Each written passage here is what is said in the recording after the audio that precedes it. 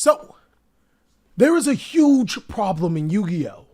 And this only makes it worse. What's going on with ya, big dog? And it is an amazing day for Yu-Gi-Oh! I hope that your day is going phenomenal, and if it isn't, well, don't let what happened at the beginning of your day ruin the rest of your day. Speaking of days, in about a week, we are going to be getting that structure deck Albaz that will completely change the Yu-Gi-Oh! Card game. I made a deck profile regarding the structure deck if you are interested, and for more budget players, stay tuned. We're gonna have a little bit more spice. So one of the biggest cards coming out from the structure deck Albaz, and is a huge part of this problem, is Branded Fusion. Now, don't get me wrong, this card is incredible, and I can see how Konami has kind of tried to make it as balanced as possible. You can only fusion summon monsters that list Fallen Albaz as their material. Fallen Albaz fusion monsters. And if you activate this card, you can't do anything except for fusion summon. But the problem with that is that, as you know in Yu-Gi-Oh, there are so many workarounds to this card, but there are some really cool combos that can be done with it. I'm going to show you one combo by activating Branded Fusion. We're going to make a Red Eyes Dark Dragoon. That's right, a Red Eyes Dark Dragoon with one card, and we don't have to play Dark Magician or Red Eyes Black Dragon. We're going to make Albion the Branded Dragon by fusing off a Fallen Albaz and an Hex-Sealed Light Fusion, and then we're going to activate the effect of our Albion the Branded Dragon by banishing the said monsters in our graveyard to be able to special summon Red Eyes Dark Dragoon. This is kind of incredible that with one card you can make a Red Eyes Dark Dragoon and you don't have to play monsters like Dark Magician or Red Eyes Black Dragon, though you might want to play them anyways, who knows? I do have to say though, where things get really cool for Branded Fusion is that it does help quite the bit of decks, like Dark Magician if you just so happen to play it inside of your strategy. We're going to go ahead and activating Branded Fusion. I'm going to show you how to make a Red Eyes Dark Dragoon without the usage of the Hex Sealed. So we'll activate the Branded Fusion, summoning Lubellion the Syrian Dragon by sending Albaz and Dark Magician from our decks to the graveyard. We'll then activate Lubellion, discarding a card from our hand, and then it will fuse into the Red Eyes Dark Dragoon by using the Dark Magician and the Fallen Albaz. So this actually isn't bad. It's a splashable fusion card that can be played in multiple decks. That's kind of cool, but that is the start of the problem. A great thing about Branded Fusion is that it really helps decks like Shaddoll, and as you know, Shaddoll is easily a fan favorite of mine. We're going to go ahead and show you a really cool 2-card combo. You can go ahead and start off by activating Branded Fusion, using its effect to be able to summon Lubellion by sending a Shaddoll Hedgehog and a Albaz from your deck to the graveyard to summon Lubellion, and now we'll use the effect as Lubellion as Chainlink 1, discarding the Ghost Sister and Spooky Dogwood, and we'll use Shaddoll Hedgehog as Chainlink 2, so we'll be able to get a Shaddoll monster from our deck to our hand.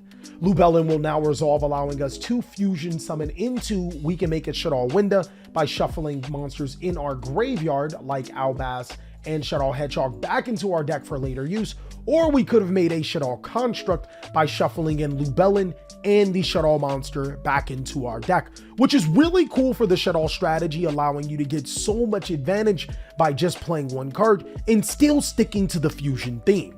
But here is where the game starts to go wrong.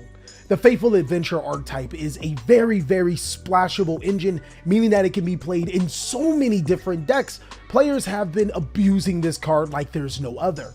This is Water Enchantress of the Temple. This card is extremely played in some of the best decks in Yu-Gi-Oh! And as you can see, it is a card that meshes a little too well with the Branded Fusion that is coming out. I'm going to go ahead and activate a card called Rite of Air Macer, which allows me to gain a token to my side of the field and get a card called Faithful Adventure. More about that later. And the typical line would be to summon a monster named Wandering Griffin Rider, which allows me to stop my opponent from doing things. But this card is a little bit more versatile, as I haven't special summoned from the extra deck non-fusion. I'm going to commit to that now. Making a Link Spider and then triggering the effect of my Faithful Adventure, I'll add Draco back, the Rideable Dragon, in from my deck to my hand, and then I'll activate the effect of Faithful Adventure to be able to search another card from my deck to my hand. A lot of times players will search that Wandering Griffin Rider, but I'm actually going to go ahead and search another Water Enchanters of the Temple. And what makes this really stupid is that I haven't even committed my normal summon. So I can go ahead and normal summon Water Enchanters of the Temple and use both of these monsters for another problematic card in Yu-Gi-Oh! In Predaplant Vert Anaconda, which then allows me to pay 2,000 of my life points to send Branded Fusion from the deck to the graveyard to be able to make the new monster Mirror Drain. Not only do I get to send a Fallen Albaz from my deck, I also get to get rid of Predaplant Vert Anaconda, so cards like Super Polymerization doesn't even work in this particular instance, and I'm actually able to get rid of an opponent's card. Let's say if they did have a card that I'm getting rid of, I can send an Albion the Branded Dragon to get rid of their card, and then during the end phase, the Albion will trigger to be able to set another Branded Fusion to my side of the field, which I can use for a later turn. And let's not forget that I still have in my graveyard that Water Enchanters of the Temple, which means that I can use the Water Enchanters of the Temple to get another Rite of Aramesir and make another Wandering Griffin Rider. This is where things start to become just slightly problematic, but it's not even the worst of it. The biggest problem that Konami is having right now is that there are multiple engines, multiple cards that are not designed to go together, that go way too perfectly together. And if you draw multiple engines inside of your deck, you are not punished. I'm going to start off this particular combo by activating Water Enchanters of the Temple. Temple will search the Rite of Aramesir this time, and then I'll activate the Rite of Aramesir. That will allow me to be able to get a token to my side of the field, but more importantly, I'll even place a Fateful Adventure into my spell and trap card zone. From here, I'll be able to activate the Fateful Adventure. That will add my Wandering Griffin Rider from my deck to my hand, and then I'll discard Ghost Sister and Spooky Dogwood.